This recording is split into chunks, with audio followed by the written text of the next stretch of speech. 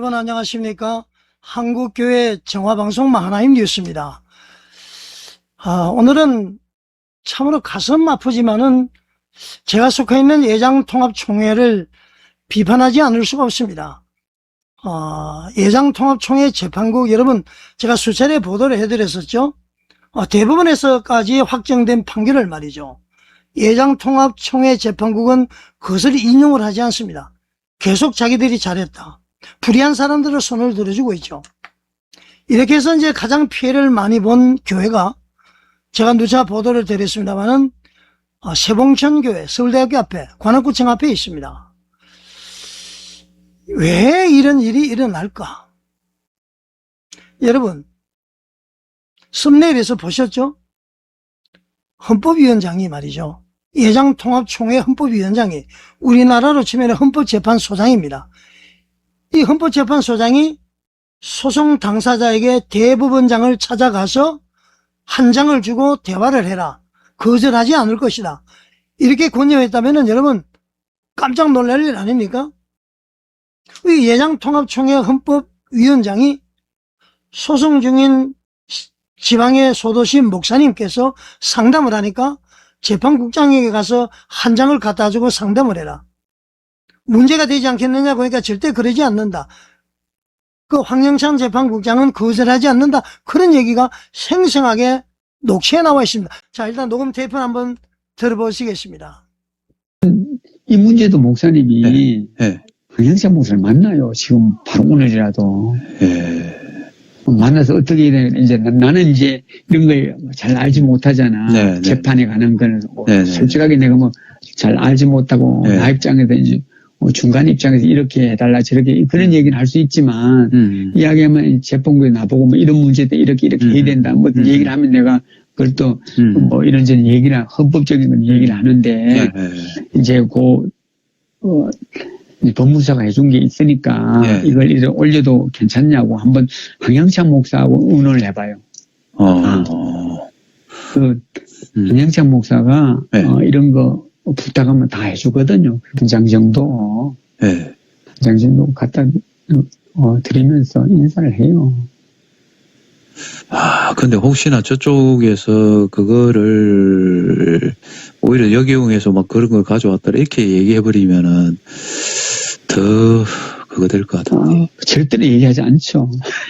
여러분 어떻게 들으셨습니까? 있을 수 있는 일입니까? 자, 저희 만화임 뉴스에서 말이죠. 인터넷 신문 이것과 관련해서 발행한 것이 있습니다. 그 신문도 한번 보시겠습니다. 조행래 헌법위원장, 재판국장 황형찬 목사에게 한 장 갖다 드리라. 예장통합총회 법조 비리는 해결책은 있는가? 자, 아까 말씀드린 대로 말이죠. 공개된 대화에서 조행래 목사는 헌법위원장입니다. 고소를 당해서 어려움을 겪는 목사에게 다음과 같은 취지로 말한다. 황영찬 목사님을 만나요. 지금 바로 오늘이라도 만나서 어떻게 해야 되냐고. 황영찬 목사가 이런 거 부탁하면 다 해주거든요.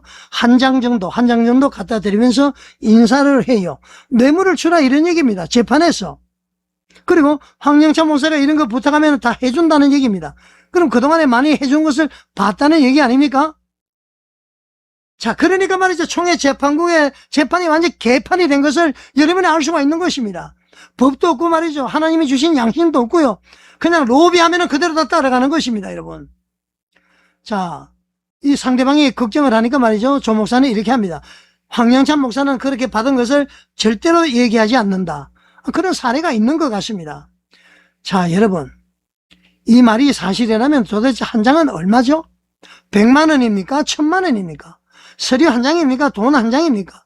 돈이라면 그 액수가 얼마냐? 절대로 얘기하지 않는다는 말은 뇌물을 먹고도 말하지 않는다. 이 무엇을 의미하느냐?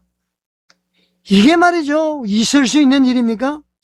법을 지켜야 할 사람이 건풍청탁을 권유합니다. 헌법위원회 위원장이 말이죠. 이것을 지금 권유를 하고 있습니다, 여러분. 조현래 목사는 여러분 일반 목회자가 아니에요. 교단의 헌법을 해석하고 법 질서를 세워야 될 헌법위원장이고 총회 공천의 공정성을 책임져야 될 공천위원장입니다. 가장 충격적인 것은 재판국장 황영찬 목사가 이런 거 부탁하면 다 해준다. 도대체 지금까지 얼마나 부탁을 해서 다 들어줬습니까, 여러분? 재판은 법과 증거에 따라서 이루어져야 되는데, 재판국장은 말이죠. 당사자를 사적으로 만나도 안 되는데, 이건 만나서 다 재판한다는 얘기입니다. 여러분, 이런 사람들이 모여서 재판하는 것을 재판이라고 인정하고 판결을 수용해야 됩니까, 여러분? 곧바로 뇌물교사제, 뇌물광료제, 사회법적으로도 문제가 됩니다. 자, 여러분, 조영래 목사는 두 직책에서 즉시 사퇴해야 됩니다. 헌법위원장직과 공천위원장직을 사퇴해야 됩니다. 사실 어제 저녁에 제가 전화를 드렸습니다. 일하려는 문제가 있기 때문에 사임을 하십시오. 그러면 기사하지 않고 조용히 문제를 처리하겠다. 거절을 했습니다, 결국은. 오늘 그래서 다른 사람에게 또 이야기를 했습니다. 다른 사람이 하니까 가급적이면 내지 않으면 좋겠다. 그래서 내부적으로 해결하려고 노력을 하다 보니까 원래 13시에 기사 방송에 나가기로 했는데요. 이렇게 좀 늦은 겁니다. 그런데 말이죠. 제가 또 추가로 이렇게 확인하다 보니까 부산의 어느 교회에 말이죠. 그 담임 목사가 경력을 부풀려서 왔어요. 외국에서 전도사 부목사 기간을 말이죠. 늘려서 가져와서 그게 이번에 들통이 돼서 기소를 할 수밖에 없는 상황이 됐는데요.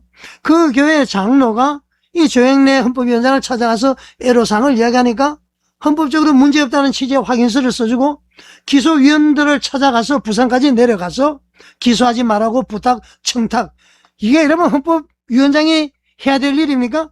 이분이 말이죠. 헌법위원장 계속 자리에 있어야 됩니까? 이런 분이 공천위원장에서 공천하는 거 믿을 수 있겠습니까? 어떤 분들은 공천 소위에서 하니까 그렇지 않습니다. 이거 다시 해야 됩니다. 정훈 총회장님 결단하셔야 됩니다. 이것 말이라도 덮어버리면은 김의식 목사 문제 덮었다가 얼마나 험한 꼴 당했습니까? 이거 덮으면 또 문제가 됩니다. 조현래 목사는 이 질문에 공개적으로 답을 하십시오. 한장은 무엇입니까? 왜 재판 당사자에게 재판국장을 개인적으로 만나라고 했습니까? 부탁하면 다 해준다. 이 말의 근거가 뭐죠? 황청자 목사가 지금까지 다 부탁하면 들어줬습니까? 절대로 얘기하지 않는다는 것은 무엇을 숨겼다는 뜻입니까? 과거에도 이런 방식으로 당사자와 재판국장을 연결한 사실이 있나요? 실제로 금품이나 향응이 전달된 사례가 있는지 답을 하시기 바랍니다. 황영찬 재판국장도 침묵해서는 되지 않습니다. 대화에서 실명이 언급된 황영찬 재판국장 역시 분명한 입장을 밝혀야 됩니다. 자, 예장통합총회는 독립조사위원회를 구성해야 됩니다. 총회 임원회나 이해관계가 얽힌 어떤 기존 법리부서의 조사를 맡기면은 신뢰하지 않습니다. 외부 법률과 교단 감시 관계자, 독립적인 목회자, 장로가 참여하는 조사위원회를 구성을 해서 철저하게 조사해야 됩니다. 예장통합총회가 다시 일어서느냐 그러지 못하느냐 기로에 달려있다. 하나님께서 이 시기에 귀중한 자료를 제 만화 뉴스에 제보를 하게 된 것입니다. 단순히 말이죠. 어물쩍 끝나서는 되지 않는다는 얘기입니다. 자, 대화 녹음 원본 전체 맥락 한번 보십시오. 한 장의 구체적인 의미가 뭐죠? 금품 제공 권유하면서 그 이후 쭉 조영래 목사가 영향을 미친 공천 다시 해야 되는 것 아닙니까? 법조 비리를 덮는 교단에는 해결책이 없습니다, 여러분. 이거 반드시 처리해야 됩니다. 한 장 정도 갖다 드리면서 인사를 하라. 이게 어느 나라 법입니까? 총회 재판국에 말이죠. 총회를 지키는 마지막 보루가 아니라 트로이 목마, 총회를 무너뜨리기 위한 숨은 복병 아닙니까? 한 장 정도 갖다 드려서 인사를 하라. 잘 들어주신다. 있을 수 있는 일입니까? 이번에 말이죠. 예장통합총회 정화해야 됩니다. 기경을 해야 됩니다. 갈아엎어야 됩니다. 총회 재판국이 이래 썩었는데 말이죠. 미래가 보장되지 않습니다. 제가 장로회 연합회 수련회 때 가서 말이죠. 부총회장 후보 4분을 인터뷰를 했어요. 사전에 말이죠. 질문을 했습니다. 이렇게 이제 질문할 테니까 답변을 준비해 주십시오 했는데 3분은 다 답변을 했어요. 한 분 거절했습니다. 누구죠? 황순환 목사입니다. 재판국이 이 정도인데 그 복잡해서 나는 재판국에 대해서 말하지 않겠다. 이게 뭡니까? 기득권을 인정하겠다는 겁니까? 아니 이런 분이 어떻게 부총회장 출마합니까? 111회기 때 부총회장하고 112회기 때 총회장 하겠다는 겁니까? 여러분, 제가 황순환 목사를 공격하기 위한 것 아니에요.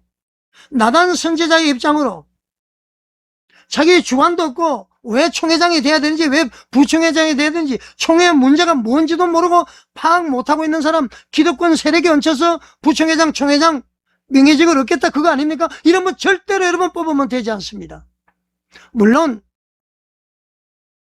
전세광 목사, 김한호 목사도 마찬가지예요.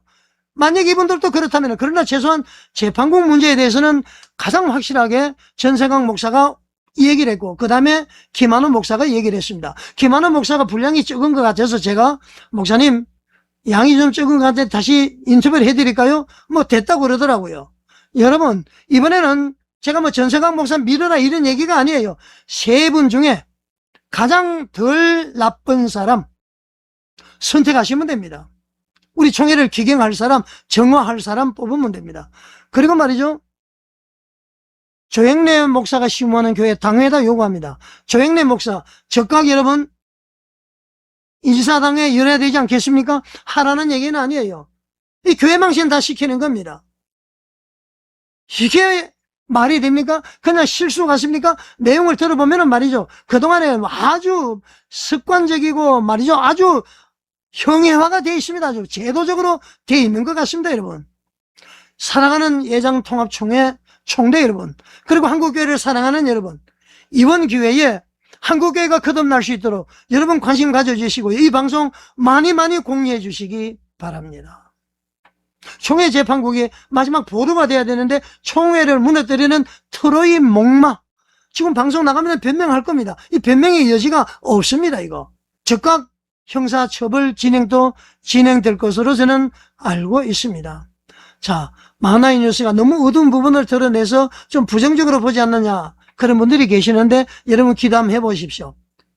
제 만화의 뉴스에서 왜 이렇게 뜨겁게 교회 정화와 갱신을 외치는지, 하나님이 살아계심을 믿지 못한다면, 부활과 천국을 믿지 않는 목사가 있다면 있는 척 믿는 척이라도 좀 하세요. 강대상의 말씀과 생활에서의 말씀이 달라지면 안 되는 거죠.